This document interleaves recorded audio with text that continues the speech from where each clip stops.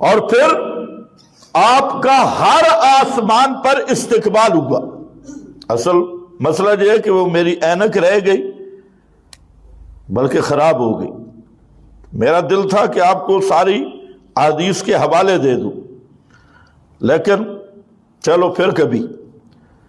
تو آسمان پہ گئے، وہاں پر حضرت آدم، حضرت یوسف، حضرت ادریس، حضرت موسیٰ، حضرت ہارون، چند اولو العزم شان والے نبیوں کی راستے پہ استقبال ہوا۔ آسمان پہ پہنچنے کے بعد تو انہوں نے استقبالیہ لفظ بھی کہے، مرحباً بالنبی الصالح، خوش آمدید نیک نبی والے اخ صالح، اور ہمارے نیک ترین بھائی، سب سے اعلیٰ بھائی، تجھ پہ مرحب، تجھے کو سلام ہو۔ تو ترہیب سلام، نعم المجی، اور بعد نے کہا واہ واہ، آج آنے والا سب سے شان والا ہے، ایسا اچھا آج تک کوئی نہیں آیا آسمانوں میں، آج آنے والا نعم المجی، سب سے اعلیٰ، سب سے افضل، سب سے شان والا استقبال ہوا۔ دوسرے آسمان میں حضرت عیسیٰ علیہ السلام وہ موجود تھے، اور حضرت عیسیٰ زندہ چونکہ آسمانوں پہ اٹھائے گئے وہ اسی حالت میں موجود تھے۔ حضرت عیسیٰ علیہ السلام کے علاوہ جتنے انبیاء سے ملاقات ہوئی تو ان کی ارواح تھی، اجساد ان کے قبروں میں تھے، اور ارواح انبیاء کی ملاقات ہوئی حضرت ابراہیم سے، حضرت آدم سے، حضرت ہارون سے، حضرت موسیٰ سے، حضرت یوسف سے۔ یہ بڑے بڑے جلیل القدر انبیاء کرام، انہوں نے نبی کریم علیہ السلام کا استقبال کیا، اور اسی سے اشاعت التوحید کا عقیدہ اتنا کھل گیا بشرطے کہ ضد نہ ہو۔ ہمارا سوال یہ ہے کہ آسمانوں پہ حضرت موسیٰ، حضرت ہارون، حضرت یوسف، حضرت ادریس، ان انبیاء کرام علیہم السلام کی ملاقات نبی پاک سے کیسے ہوئی؟ تم تو کہتے ہو زمین میں زندہ ہے۔ کوئی توجہ ہے؟ زمین آسمانوں میں ہے، تو یہ بھی معراج کے منکر ہے۔ سوچنے کی بات ہے۔ جو کہتے ہیں روح نکلی نہیں، یا پھر ارواحی اجساد کے اندر آ گئی اور اسی زمین میں دنیاوی حیات کے ساتھ زندہ ہے، یہ بے ایمان بھی حاضری ناظری پارٹی کی طرح پیغمبر کریم کی معراج کے منکر ہے۔ بخاری مسلم ساری کتابیں حدیث کی اٹھا لیں، وہاں پر صاف موجود ہے کہ نبی کریم صلی اللہ علیہ وسلم کی حضرات انبیاء کرام سے ملاقات ہوئی، حضرت یحییٰ سے بھی ہوئی، حضرت یوسف سے بھی ہوئی، حضرت ابراہیم سے بھی ہوئی، حضرت ادریس سے بھی ہوئی، اور اسی طرح حضرت آدم سے بھی ہوئی، اور حضرت ابراہیم کی 7ویں آسمان میں ہوئی، اور 7ویں آسمان پہ ایک بیت المعمور ہے، بالکل یہی کعبۃ اللہ کی سیدھ میں۔ کعبۃ اللہ ہمارے کعبہ کی اگر سیدھا اوپر خط کھینچا جائے تو وہ سیدھا بیت المعمور کے اندر داخل ہوگا، کعبہ کے اوپر، اور وہ فرشتوں کا کعبہ ہے۔ 70,000 فرشتہ اس کا صبح طواف کرتا ہے، 70,000 فرشتہ شام کو طواف کرتا ہے، اور جب سے وہ بیت المعمور بنا ہے، جو ایک دفعہ طواف کر گیا قیامت تک اسے دوبارہ نمبر نہیں آئے گا۔ لا یعلم جنود ربک الا اللہ، اللہ کے فرشتوں کی تعداد کتنی ہے کوئی بھی نہیں جانتا۔ آپ اسی سے اندازہ کر لیں کہ 70,000 صبح، 70,000 شام، بیت المعمور کا طواف، اور جو جب سے وہ بنا ایک دفعہ آیا دوبارہ قیامت تک نمبر نہیں۔ وہ بیت المعمور उस बैतुल मामूर के साथ जनाब इब्राहिम अलैहिस्सलाम को देखा कि साइदिन ज़हरहू इलल बैतुल मामूर, हजरत इब्राहिम बैते मामूर के साथ पीठ लगा के, टेक लगा कर बैठे थे। और का अहसनिर रिजाल, फरमाया बहुत सारे मर्दों से बहुत खूबसूरत थे हजरत इब्राहिम। आपने वहां देखा तो सवाल है कि वहां क्या था? कब्र थी हजरत इब्राहिम की? कौन था? रूह। बोलो क्या थी? हजरत इब्राहिम की रूह। ये जो लल्लड़ पार्टी है, इन्होंने समझा कि रूह ये टायर वाली हवा है। इन्होंने रूह को टायरों वाली हवा समझा, निकली ते गई। इस चबल पार्टी को ये पता नहीं कि आलू सुन्नत का नजरिया है कि रूह खुद जौहर है, कायम बेनफ्स से ही है, और रूह समझती भी है, जानकर वो सिराज किए हुए है। तो ये हजरत इब्राहिम को वहां देखा, हजरत इब्राहिम की कब्र नहीं थी, हजरत मूसा की कब्र छठे आसमान पे नहीं थी, हजरत इदरीस की कब्र, हजरत याह्या हारून की वहां कब्रें नहीं थी, हजरत यूसुफ की आसमान पे नहीं थी, तो कब्रें उनकी जमीन में थी। और पैगंबर करीम ने उनको कहां देखा? बोलो बोलो जल्दी, किस चीज को देखा? सोच के बोलो, ललड़ पड़ोसी नाराज ना हो जाए। इनको कहो आप दो सूरतें, या तो कहो कि अंबिया की कब्रें आसमानों में, या तो फिर अल मुहन्नद और बेकी शरीफ वाली बात मान लो। बेकी बाबा बेकी बेग गिया, बाबा बेकी बेग गिया। हजरत काजी नूर मोहम्मद साहब रहमतुल्लाह अलैह, उनका गैर मुकल्ले से मुनाजरा हुआ खल्फल इमाम पे।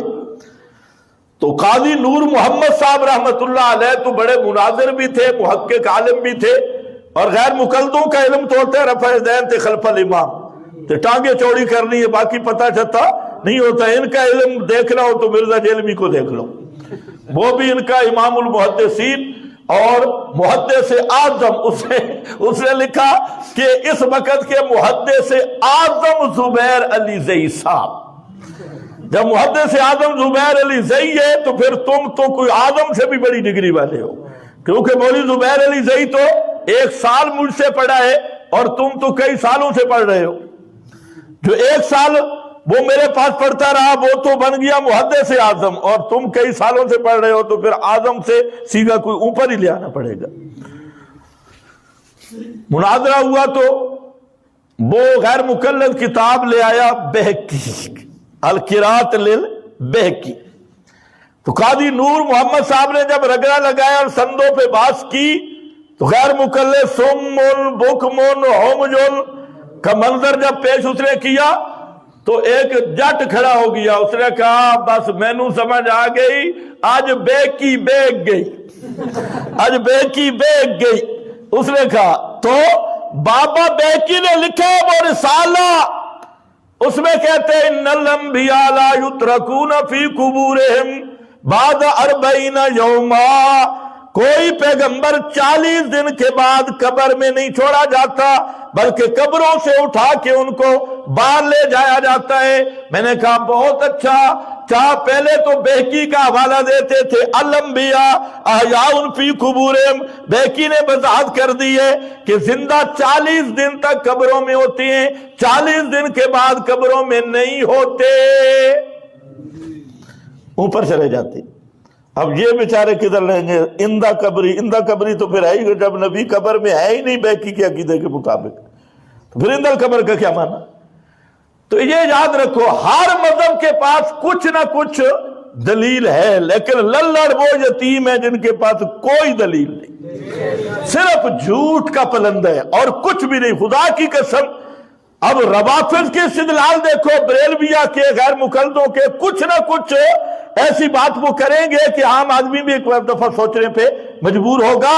लेकिन लल्लड़ वो यतीम मजहब है जिस मजहब पे सिवाय खर्च के और सिवाय झूठ और अकादीब और चालो बुढ़िया चल के नारों के इस मजहब के पास कख कोई दलील मौजूद नहीं। اب بریک لگ گئی نا، اب ان سے پوچھو آسمانوں میں قبریں تھیں کیسے ملاقات ہوئی تھی؟ حدیثیں ساری دیکھ لینا بخاری مسلم سے۔ بیت المعمور کے ساتھ حضرت ابراہیم کو دیکھا، سبحان اللہ، وہاں پر ملاقات ہوئی، فسلم، ہاں، من ھذا قال ھذا ابوک خلیل الرحمن، پیغمبر کریم نے پوچھا یہ بزرگ کون ہے؟ بڑا خوبصورت بزرگ ہے اور بیت المعمور کے ساتھ پشت لگا کے بیٹھا ہے، یہ کون ہے؟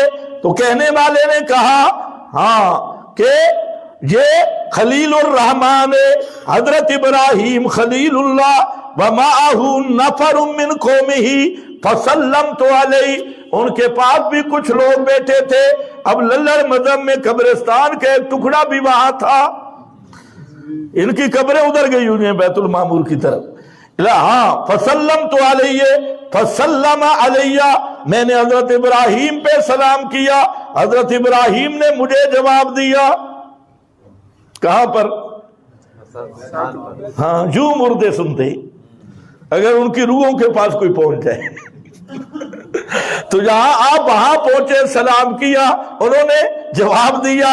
آگے فرماتے ہیں فدخلت البیت المعمور، میں بیت المعمور میں داخل ہوا، بالکل شارٹ کٹ سنا رہا ہوں، بیت المعمور میں داخل ہوا اور اس پر کچھ لوگ تھے، ہاں، جن پہ سفید کپڑے تھے اور کچھ لوگ تھے ان پہ دوسرے کپڑے تھے، راوی کو اس میں شک پڑ گیا۔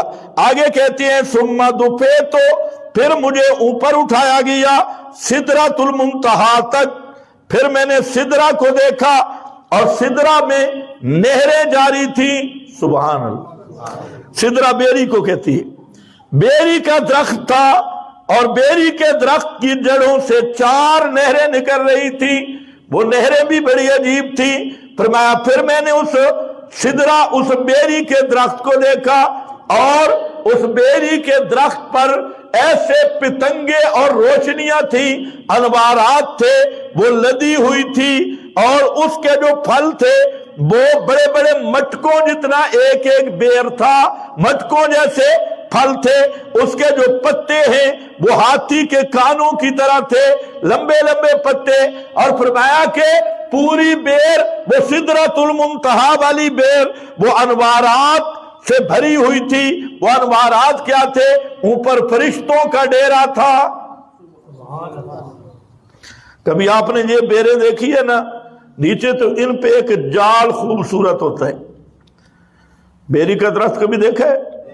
بیری پرانی ہو تو اس کے اوپر وہ جال چڑھتا ہے، چاندی نما، چاندی والا جال۔ تو وہ جو سدرۃ المنتہا تھا اس پہ بھی جال تھا، لیکن وہ فرشتے تھے، کیونکہ یہ سدرۃ المنتہا یہ وہ بیری ہے 7 آسمانوں سے اوپر، 6 آسمان سے شروع ہوتی ہے اور اوپر چلی جاتی ہے۔ یہ حضرت جبریل کا اصل دفتر ہے اور یہ ملأ اعلیٰ کا اصل مقام ہے، اور اوپر سے نیچے جو لکھنے پڑھنے کی بات ہے، آپ فرماتے ہیں کہ میں بیت المعمور کی اس جگہ سے بھی گزرا کہ اسم و صریخ الاقلام، کہ وہ جو فرشتے رجسٹروں میں لکھ رہے تھے نا، اس کے کلموں کی آہٹ بھی میں نے سنی ہے۔ قلم کی آتی ہے نا آہٹ، اتنا قریب سے گزرا۔ یہ کیا تھا؟ جبریل کا دفتر اور جبریل کا صدر مقام، اور وہاں جبریل سے ملاقات ہوئی، جس کا تذکرہ دوسرے مقام پہ بھی موجود ہے۔ یہ جو ثم دنا فتدلی، یہ کعبہ قوسین کا یہی مقام ہے۔ یہ جو یار لوگوں نے یہاں پر بہت خرافات بکے ہوئے ہیں، تو حضرت عائشہ اور دیگر صحابہ خود فرماتے ہیں کہ ہم نے رسول پاک سے پوچھا کہ یہ کون ہے دنا فتدلی والا اور کعبہ قوسین، اس آیت کا کیا مطلب ہے؟ تو آپ نے فرمایا ذاک جبریل، یہ جبریل تھا۔ یہ تمہارے مولوی جفیہ پماندے نے موان کے کرو، جبریل تھا، ذاک جبریل، پیغمبر کریم نے خود فرمایا۔ خیر بہرحال فرمایا میں وہاں پہنچا بیت المعمور میں، پھر وہاں سے ثم دفعت، وہاں آیا، آگے پھر نہروں کا تذکرہ کیا۔ تو یہ ان 4 قسم کی نہریں وہاں سے نکل رہی تھی۔ اب ایک بات ذرا سمجھے، مسئلہ تھوڑا باریک ہے، خدا کے لیے توجہ۔ معراج کے متعلق میں نے بتایا کہ یہ عالم بیداری جاگتے ہوئے ہوا۔ کیا میں نے لفظ کہا؟ بیداری سمجھتے ہو نا، یہ نیند میں نہیں تھا، جاگتے ہوئے ہوا۔ توجہ میری طرف رہے، اور روحانی بھی نہیں تھا، روح مع جسد۔ نبی کریم علیہ السلام کو یہ معراج کرایا گیا، لیکن یہ ایسا دیکھنا تھا جیسے خواب میں کوئی آدمی دیکھتا ہے۔ سمجھ آ جائے تو ٹھیک ہے، نہیں تو بعد میں سمجھ لینا۔ منظر ایسا تھا جیسے کوئی خواب دیکھتا ہے، تھا بیداری بھی، لیکن اس میں واقعات کو سمجھانے کے لیے تعبیر یہ کیا گیا کہ جیسے کوئی خواب دیکھتا ہے۔ سمجھ گئے میری بات؟ جیسے کوئی خواب دیکھتا ہے، تو خواب تھا نہیں، کوئی کلپ کاٹ کے چلائے گا، خواب نہیں تھا، عالم بیداری تھی، لیکن وہ منظر ایسا تھا جو خواب سے ملتا جلتا تھا۔ یہ ساری چیزیں، وہاں جانا پھر آنا، جیسے کوئی خواب دیکھتا ہے نا، اس طرح کے وہ مناظر تھے، لیکن وہ خواب نہیں تھا، وہ بیداری تھا۔ میری بات آپ سمجھ گئے؟ نہیں سمجھ گئے؟ سمجھ گئے تو پھر ٹھیک ہے۔ اب ساری احادیث بھی جمع ہو گئی، آیت بھی۔ ما جعلنا الرؤیا، اسی لیے اسی صورت میں آگے سے رؤیا کہا۔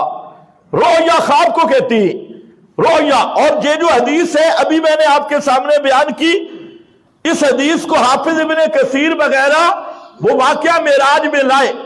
اسی سے بعد آپ کے مولویوں کو بھی دھوکہ ہو گیا اور دوسروں کو بھی، کہ انہوں نے کہا نہیں یہ خواب والی معراج ہے، ایک بیداری والی معراج ہے۔ خدا کے بندے، معراج یہی ہے، ایک معراج ہے، لیکن وہ واقعہ تھا بیداری میں، لیکن وہ تھا خواب کی طرح۔ منظر ایسے تھے جیسے کوئی خواب دیکھے، لیکن وہ خواب تھا نہیں۔ اس لیے دونوں قسم کی روایات بھی موجود ہیں، اور دونوں قسم کی آیت بھی سبحان الذی اسری بعبدہ یہ صاف بتا رہی ہے کہ پیارے پیغمبر کو جیتے جاگتے عالم بیداری میں کہتے ہیں۔ فرمایا وہ دیکھنا ایسے تھا جیسے کوئی خواب ہو، وہ خواب تھا نہیں، لیکن منظر ایسا تھا، تو وہاں رویا ذکر کر دیا گیا۔ اب اسی طرح یہ حدیث ہے بخاری کی 13,083، اس میں لمبی حدیث ہے، میں آپ کو صرف خلاصہ بتاؤں گا۔ اس حدیث کو شروع میں نبی کریم صلی اللہ علیہ وسلم شروع میں جو لفظ ہے کہ اذا صلی صلاۃ اقبل علینا بوجہہ، پیارے پیغمبر صلی اللہ علیہ وسلم جب نماز پڑھتے تو بسا اوقات آپ مقتدیوں کی طرف چہرہ انور کر کے پوچھتے تھے من رہا منکم اللیلہ رؤیا، کسی نے رات کو خواب دیکھے؟ پھر کسی نے کوئی خواب دیکھا ہوتا تو آپ کو ذکر کرتا، اور اس طرح کے خواب بخاری مسلم میں موجود ہے۔ حضرت نبی کریم علیہ السلام کے بہت سارے صحابہ کے خواب اور ان کی تعبیرات وہ موجود ہیں۔ فَإِنْ رَأَىٰ أَحَدٌ كَالسَّحَابِ فَيَقُولُ مَا شَاءَ اللَّهُ، اگر کوئی خواب دیکھتا وہ بیان کرتا تو نبی کریم علیہ السلام فرماتے ماشاء اللہ، اور ساتھ تعبیر بھی ذکر کرتے، تعبیر بھی اس کی یہ تعبیر ہے۔ تو ایک دن آپ نے پوچھا کہ کسی نے خواب دیکھا ہے؟ تو سارے خاموش رہے، تو آپ نے فرمایا کہ میں نے رات کو ایک عجیب منظر دیکھا ہے۔ اب یہ خواب نہیں ہے، اس سے بعضوں کو دھوکہ لگ گیا۔ آپ نے صحابہ سے تو خواب پوچھا، لیکن آگے جو فرمایا نا میں نے دیکھا ہے لیلتا، یہاں خواب شاب نہیں ہے، یہاں معراج ہے۔ اور مناسب پھر خواب کے تذکرے میں کیوں ذکر کیا، میں نے آپ کو بتا دیا کہ وہ تھا بیداری کا واقعہ، لیکن منظر یوں تھا جیسے کوئی خواب میں دیکھتا ہو، احوال ایسے تھے جیسے کوئی خواب دیکھتا ہو۔ लाकिन्नी रअयतुल लैलता रजुलैन, फरमाया मैंने दो आदमियों को देखा, वो आए मेरे पास, मेरे हाथ से पकड़ा, मुझे अर्ज़े मुक़द्दसा में ले गए। अब अर्ज़े मुक़द्दसा वही मस्जिद अक्सा जो सुन चुके, उसी की तरफ ले गए, अर्ज़े मुक़द्दसा। और फरमाया, टाइम भी खत्म,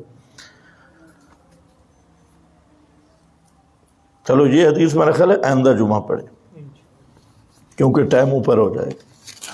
अब सिर्फ एक बात समझ लो 2-3 मिनटों में, ये हदीस इंशाअल्लाह मेराज आगे फिर चले। मसला ये है कि इलेक्शन का मौसम आ रहा है, गालिबन अगले जुमे पे ये दंगल लगने वाला है, जुमेरात को है, हाँ अगली जुमेरात को ये दंगल लगेगा वोटों का। आपने तैयारी कर ली है वोट देने की? जी, मसला सुन लो, आगे तुम्हारी मर्जी, चंद बातें सुन लो। पहली बात यह है कि ये जमहूरी तागूती शैतानी सरमायादाराना कुफरिया निजाम, इससे बरात करना ईमान की शर्त है। अच्छी तरह समझ लो, इससे बरा, अगर ये ना होता तो मैं बयान भी ना करता। मैं बयान इसलिए कर रहा हूं कि कोई बेईमान ना बन जाए, बने तो फिर दलील पे बने सुनने के बाद। तो पहली बात यह है कि ये जो जमहूरी तागूती इबलीसी शैतानी निजाम है, ये इस्लाम का और दीन मोहम्मद मुस्तफा का मद्दे मुकाबिल निजाम है, बिल्कुल मुनाकिज निजाम। अब कुछ मौलवी हजरात भी इस शैतानी में शरीक है, और दो तबके, एक सेकुलर तबका है। अच्छा, जो सेकुलर तबका है, मसलन सियासी पार्टियां तुम्हारी देखी हुई, तो ये दीन का उन्वान इस्तेमाल नहीं कर रहे, वो अपनी सियासत और दुनिया का बोर्ड लगा रही। ये बात जरा गौर से समझनी है।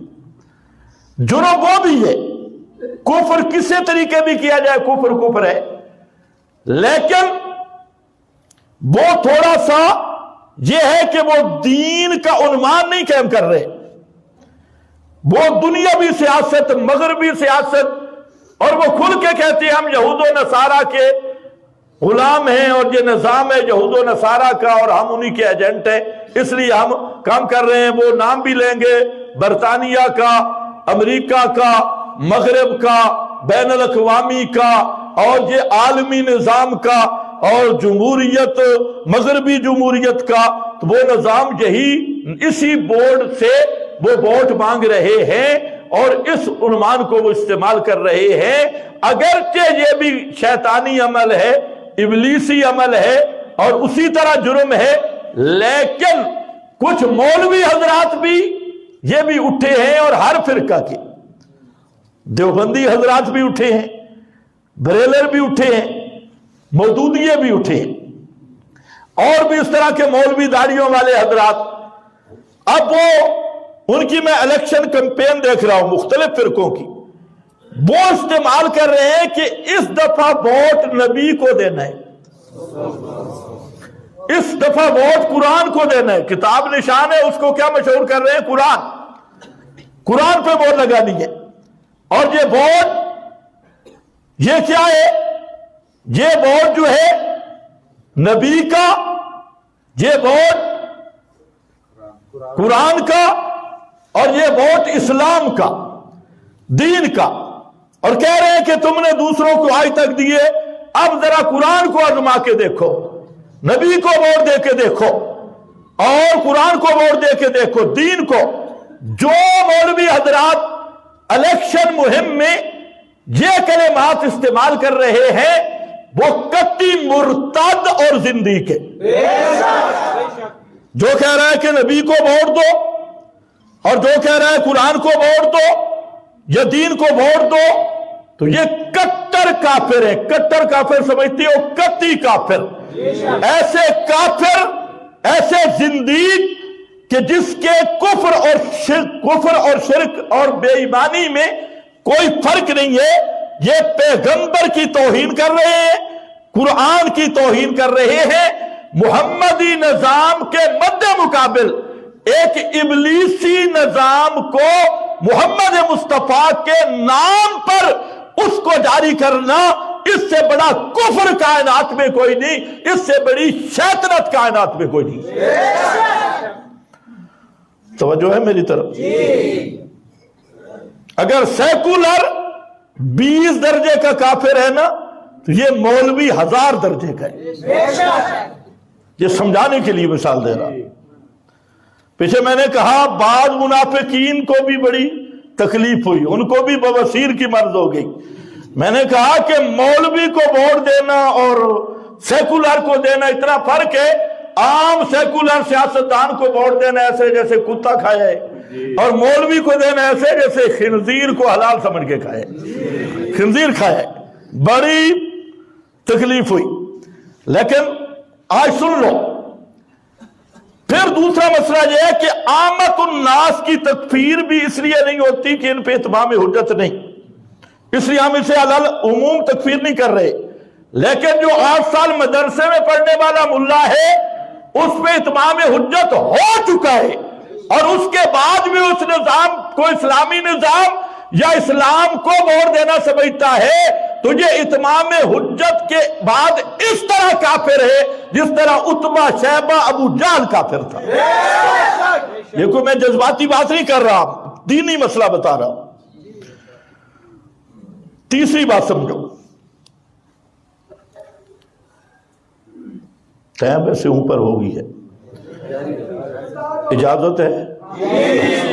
اب میں آپ کا پابند ہوں، آپ جب کہیں گے میں بس کر دوں. تیسری بات صرف اس کی بنیاد سمجھاتا ہوں.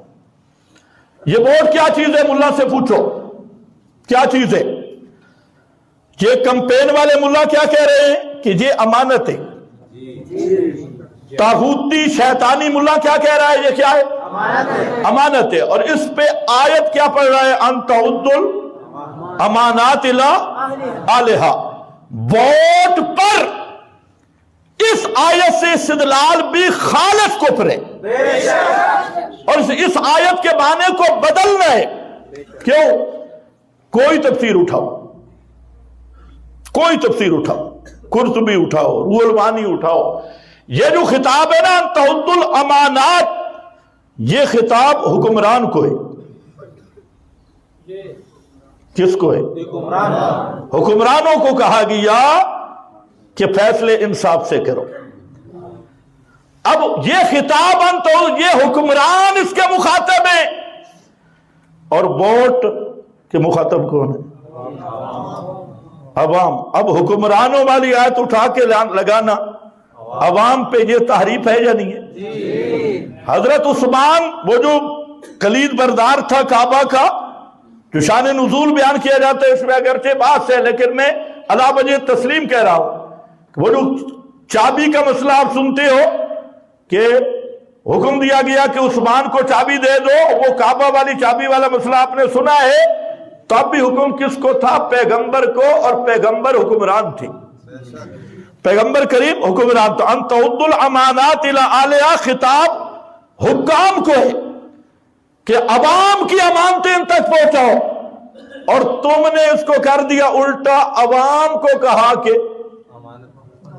حکام تک پہنچاؤ. قرآن حکام کو کہہ رہا ہے کہ عوام تک پہنچاؤ. ایک دوسرا بات ذہن میں رکھ لو، ووٹ امانت ہے کس کی؟ امانت دو قسم کی ہوتی ہے، ایک دینی، دوسرا دنیاوی. دین ہے یا دنیا ہے؟ اچھا دنیا ہے تو کس کی امانت ہے؟ نہیں کوئی بندہ تو بتاؤ نا، پتہ کوئی نہیں امانت کس کی دینی ہے. اچھا امانت بے ایمان کو دی جاتی ہے یا دیندار کو؟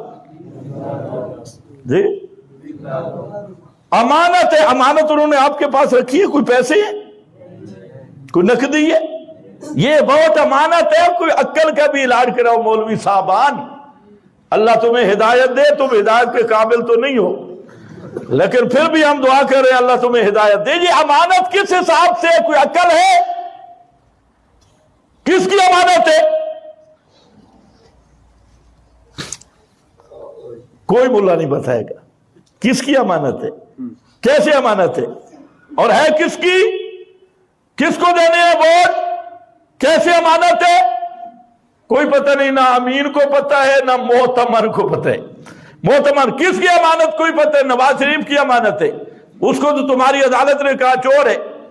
عمران خان کی امانت ہے، اس نے تمہاری عدالت نے کہا چور ہے، ڈاکو ہے۔ زرداری کی امانت ہے، بین الاقوامی ڈاکو ہے۔ اور کس کی امانت ہے؟ بلاول بھٹو کی ہے۔ بلاول بھٹو تو ابھی تک یہ نہیں پتہ لگا وہ مرد ہے یا زنانی ہے، بھٹو ہے یا زرداری۔ امانت کس کی ہے؟ فضل الرحمان کی ہے، جو اب بوڑھا ہو کے بھی استری شدہ اور پالے شدہ زنانیوں کے ساتھ کندھا کندھا ملا کے پھر رہا ہے، تو انہی کے ساتھ پھر کس کی امانت ہے بھائی؟ ہمیں بھی بتایا جائے، ووٹ ایک امانت ہے، دار اللعنت ہے، بے ایمانہ، یہ طاغوتی نظام، یہ کس کی امانت ہے؟ یہ شیطان کی امانت ہے جس کو دے رہے ہو۔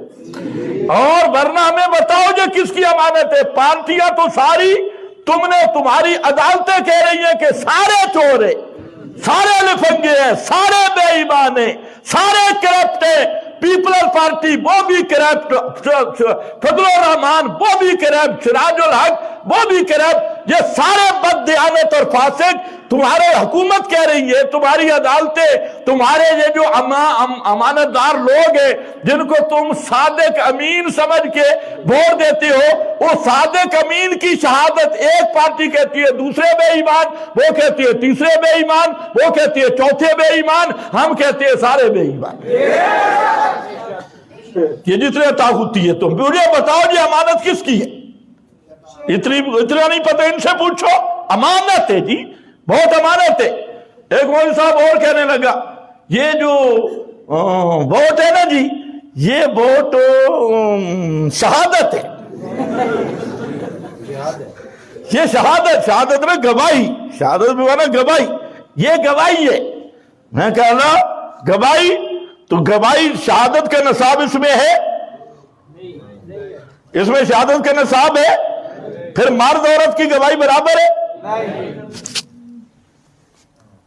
اتنے زنانیاں بھی نال تسی سنجا کرا کے چکیاں ہوئی ہیں، مولویاں دیا زنانیاں بھی ووٹ دیون بیسنے، باوضو ہو کے، شرم نہیں آئی ملا نو، مسجد زنانی نہیں آ سکتی، فرض نماز آستے نا مولویاں دیا زنانیاں نہیں آ سکتیاں، تے الیکشن اتھے ووٹ دے من بن سکتی ہیں، اتھے جاسے نے ساریاں ووٹ دے من لینا ہی لگ کے بے حیا با شرط خواہی کن۔ یہ ہے طاغوتی ابلیسی نظام۔ ہاں جی کیا ہے جی؟ ایک اور مفتی صاحب کراچی کے ہیں، وہ اٹھے، اس نے کہا کہ یہ جو ہے نا یہ قضا ہے، قضا، قضا ذرا عربی لفظ ہے، آدمی سمجھتا نہیں بھائی، یہ قضا قاضی کا فیصلہ ہے، ووٹ جو ہے یہ قاضی کا فیصلہ ہے۔ میں نے کہا قاضی کے لیے تو پہلی شرط ہے کہ مسلمان ہو، پھر دیانتدار ہو، پھر امین ہو۔ تم جب ووٹ لیتے ہو تجھے فرق رکھتے ہو کہ یہ امانت دار ہے یا نہیں، مسلمان ہے یا نہیں؟ ڈیرہ اسماعیل خان میں گیا، بات جمعیت علماء اسلام کی ٹکٹ پہ ایک کٹر رافضی اٹھا ہوا ہے اور ایک کٹر غالی مشرک مولانا صاحب نے اٹھایا ہے۔ اب لوگوں کو کہہ رہے ہیں کہ یہ امانت ہے اور یہ قضا ہے۔ میں کہتا ہوں خدا کی قسم، اگر قضا کا مسئلہ آئے نا، ابو بکر، عمر، عثمان، حضرت عائشہ، ازواج مطہرات کو بکواس کرنے والا، قضا اسلامی فیصلہ یہ ہے وہ مرتد ہے، اسے قتل کیا جائے گا، اسے ووٹ نہیں دیے جائیں گے۔